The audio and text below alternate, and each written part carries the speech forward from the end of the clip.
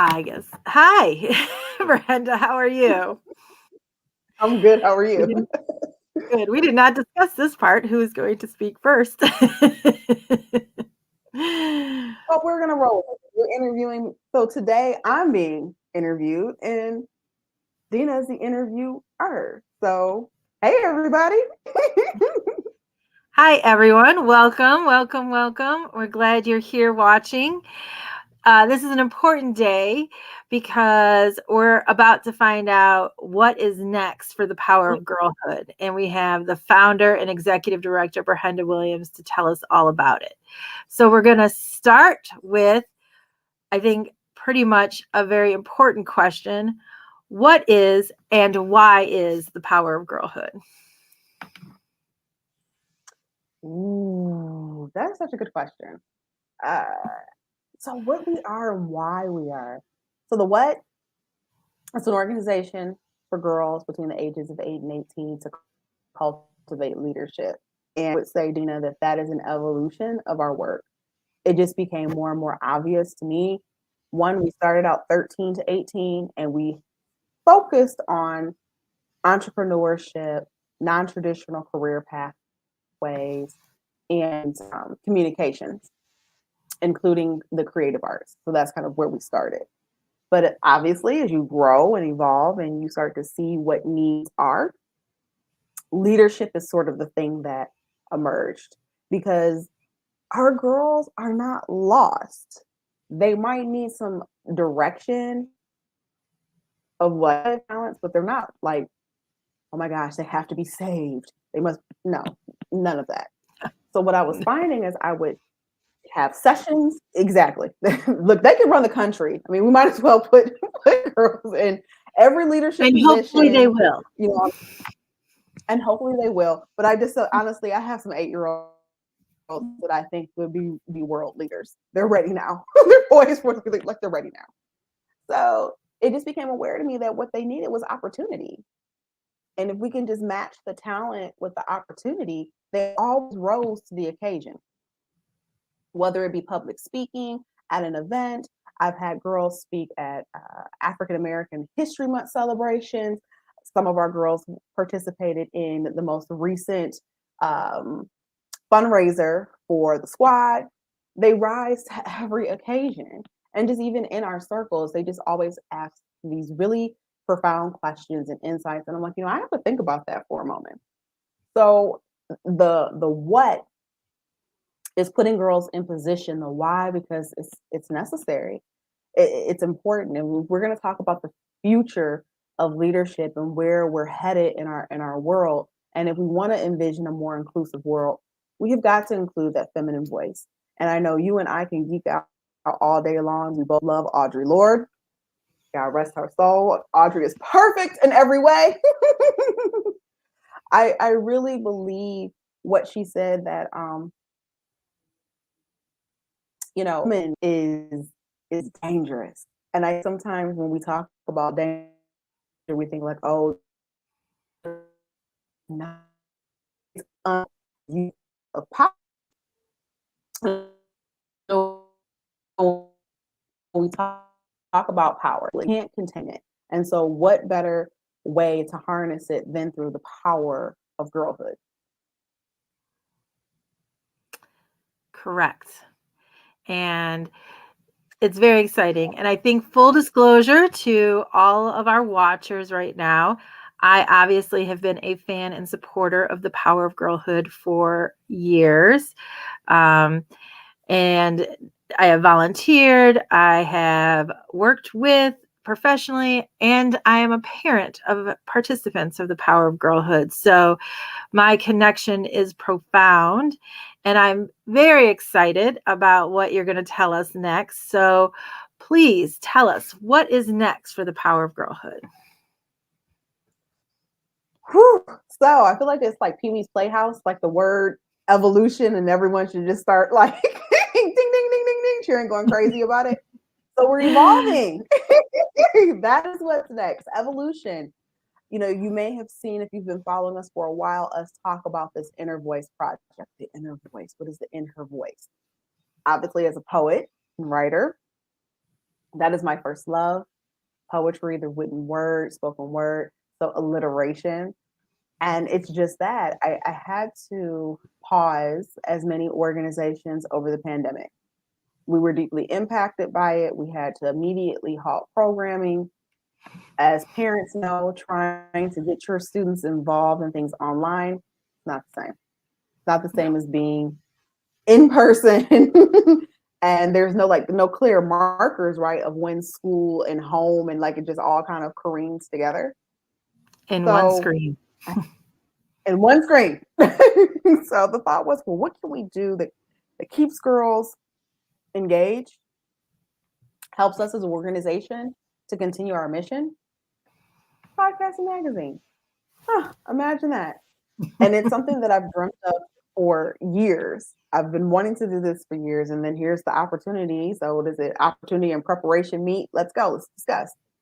So, we have received writing from girls all over the metro area. So, shout out to DPS. We have some DPS writers. Field. We have students from our sister organization, Figure Skating in Detroit. We have writers that come from the Wisdom Warrior Project, which is a youth organization, which is the history of Delta Incorporated in Southfield. So we have writers. In fact, one of our writers, Joelle Allen, received an award for her investigative journalism. Yes. Yes. She wrote an amazing journalistic piece on a local athlete who was murdered a few years back. And Carly was a student that was beloved all across the metro area, student at Ecorse High School, phenomenal student and athlete, advocate, but unfortunately, gun violence took her. So Joelle was poised. Yeah, I know. It is so heartbreaking, and it's it's a tough piece. One, even as an adult person, right? I think it's tough to as a writer, you kind of have to take this voyeur perspective, but Mhm. when you see that it's a girl that looks like Mhm. you, right, it becomes eerily too familiar and very Yeah, close. And right. how she was able to hold the juxtaposition of writing with empathy, but also telling the fact, like as a news story, and then having interviews with those closest to Carly. I'm sorry, to Carlissa. Carly's her nickname, to Carlissa, I thought was phenomenal. And to interview her mother, she interviewed her Wow. mother. I cannot even imagine having to retell the story, one live through it and then retell the story. Yeah.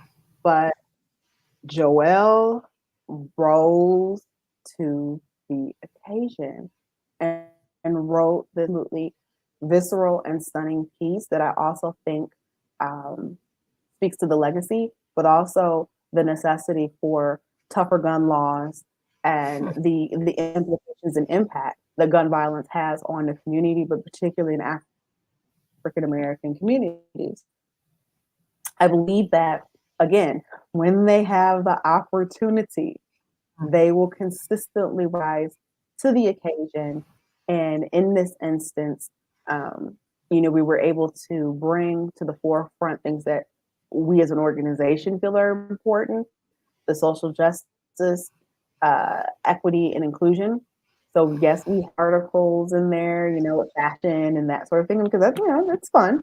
But Mm. also women that we need to watch, author, African American and women of color authors that we need to be paying attention to. Again, social justice pieces and even the water crisis. We talk about that, and we had an amazing op-ed done around the George Floyd lynching.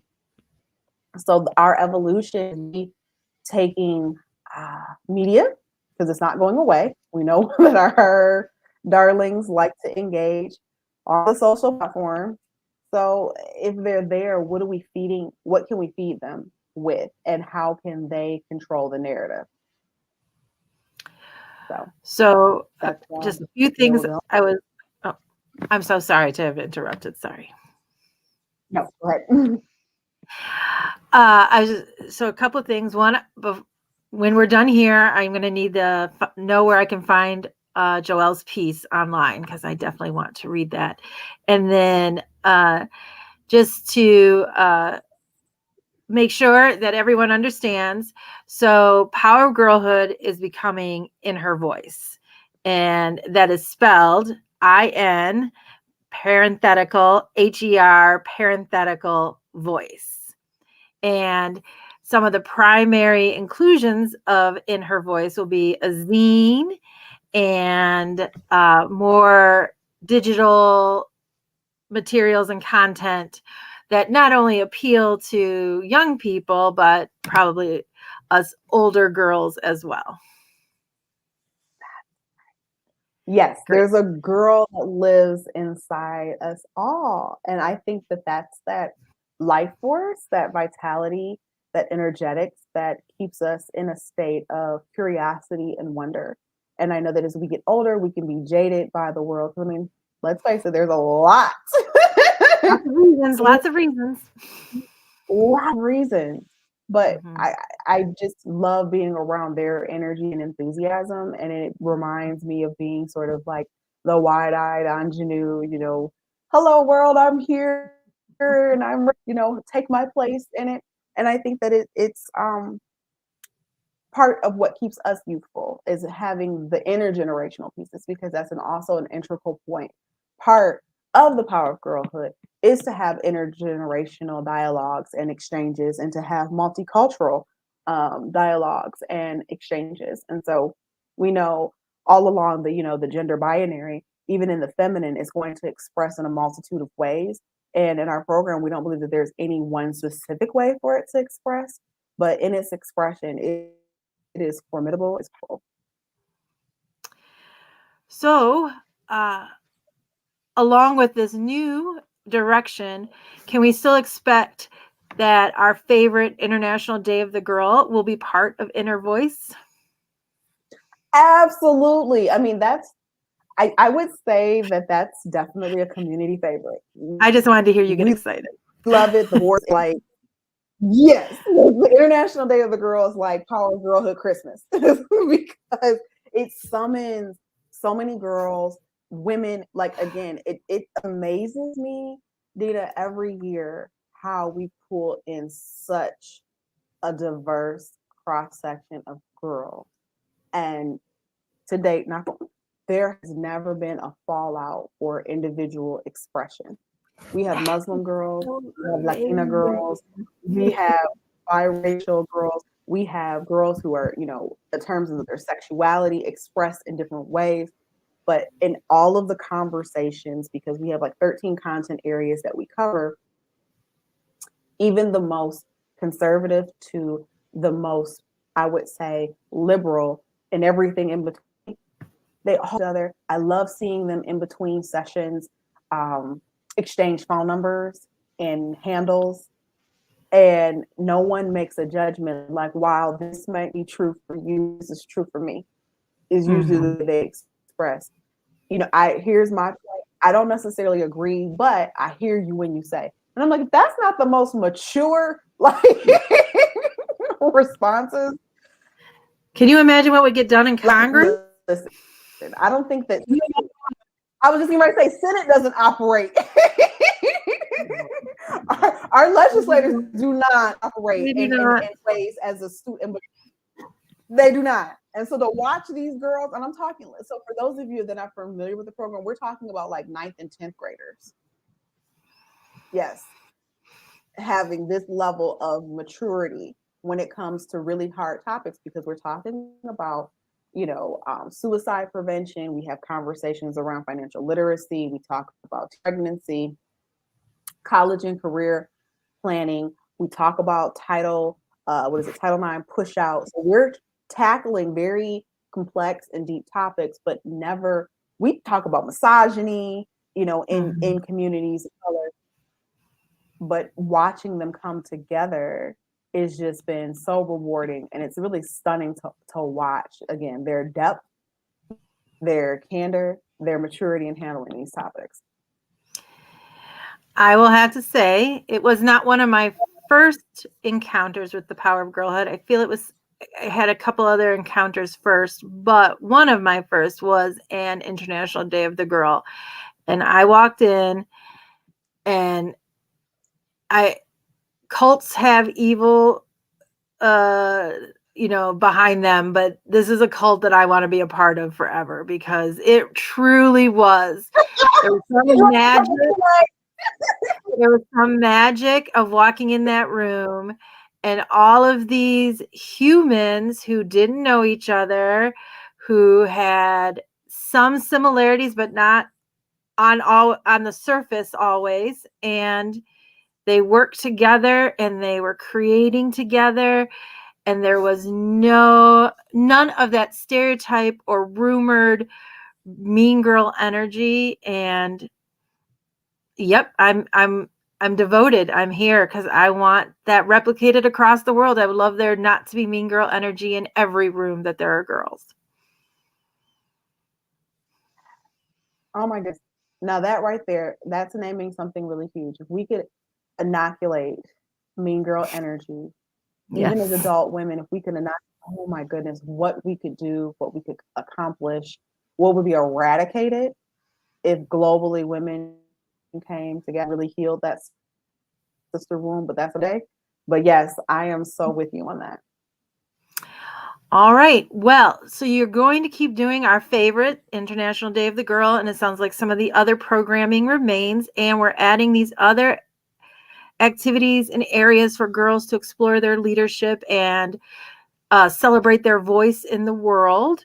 Why did you decide to make this change, especially the name change from the Power of Girlhood to In Her Voice?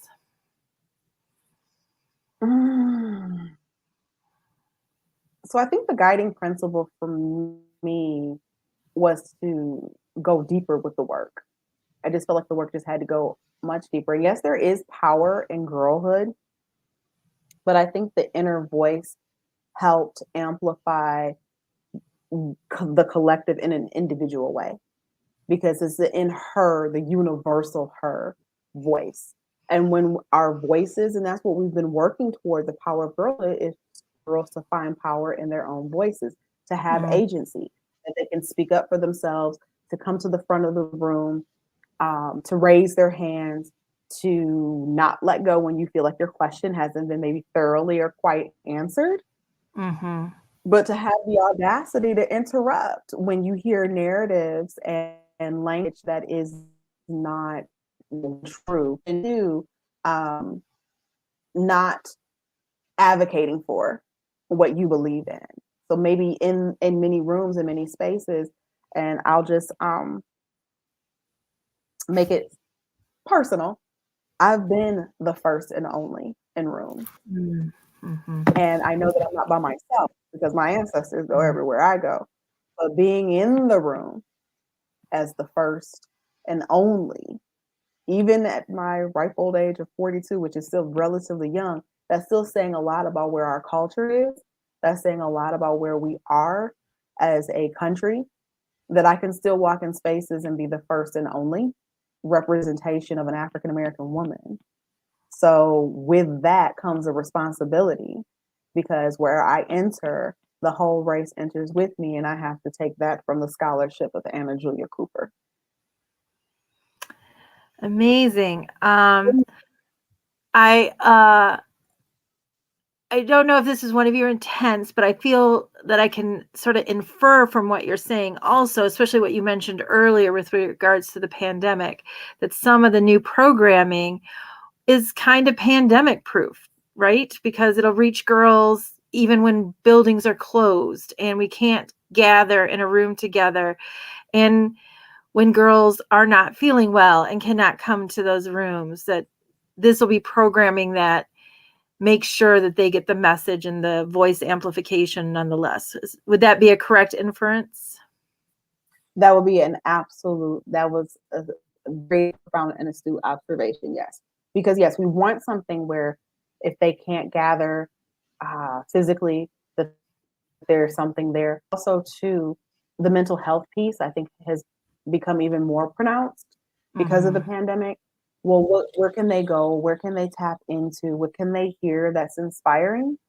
And as we look to even our girls who've aged out of the program and into academia and into the career world, it still feels good to have representation in the place of reference and knowing that when things get difficult, there's someone that's been where I am, that's been through it, that can maybe give me some pointers and a way through the difficulty, or again, being the first and only, or being the first in your generation. We still, I mean, in our program, some of our girls are really the first to graduate high school in their families and to go to institutions of higher learning. They're the first. And so there's a lot of pressure when you're really kind of carrying the hopes and dreams of an entire generation on your back.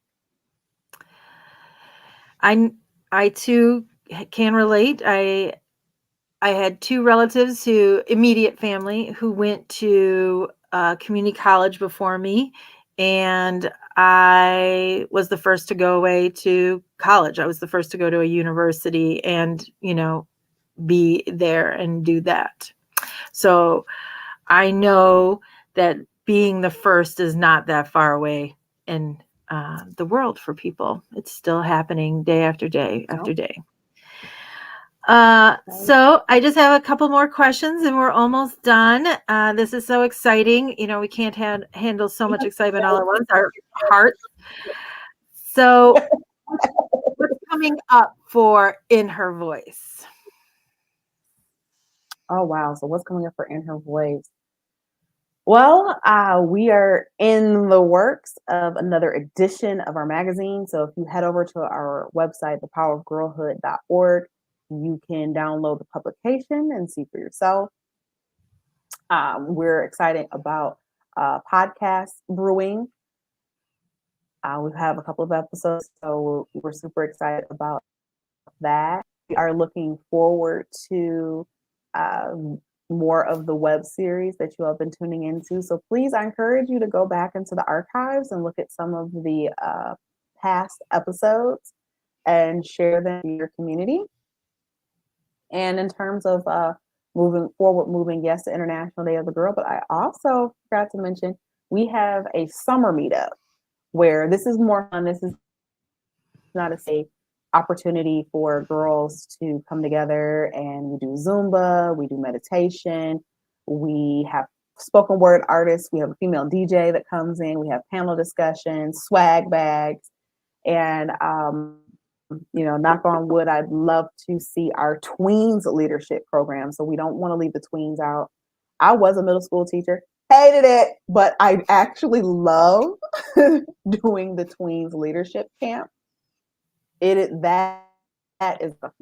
So those are some of the things that you can look forward to. So definitely please check out our newsletter, which you can also subscribe to on our homepage of thepowerofgirlhood.org. With all of that going on, it's obvious that you might not catch everything, but you and I, prior to start hitting that that button to go live, we discussed there might be some art and poetry contests maybe coming out. Maybe. I know there are every detail, and so some of it's still hush hush, but perhaps you want to talk about that for a second? Yeah. So, I mean, we have an amazing programming coordinator that's come on. So, Alexis Brown, shout out to her, who has a background in fine art and communications, is sort of spearheading that initiative. Well, not sort of, she's spearheading that initiative. So, seeing more spoken word artistry, visual art, there's nothing more powerful than a girl with her paintbrush. So seeing So to the we should world stay tuned both to the visual and social. spoken word.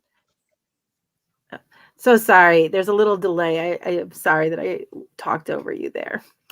But we should stay tuned to the Facebook and the Instagram and the website for more details to hear about this contest. So everybody subscribe, go follow us, and please stay tuned because this will be pretty exciting coming forward.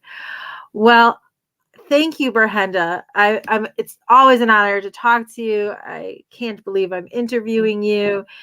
to just know what in her voice is about to be and how the reach of the power of girlhood is going to expand beyond, and more girls are going to get to benefit from this wonderful program that just celebrated 11 years is just amazing.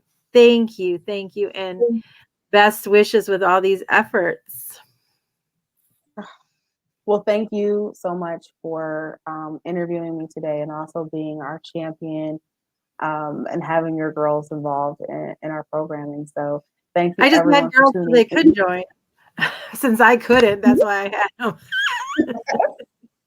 Well, you know what? Adult women in general get so much out of our programming as well. So again, that long live the girl on the inside of you.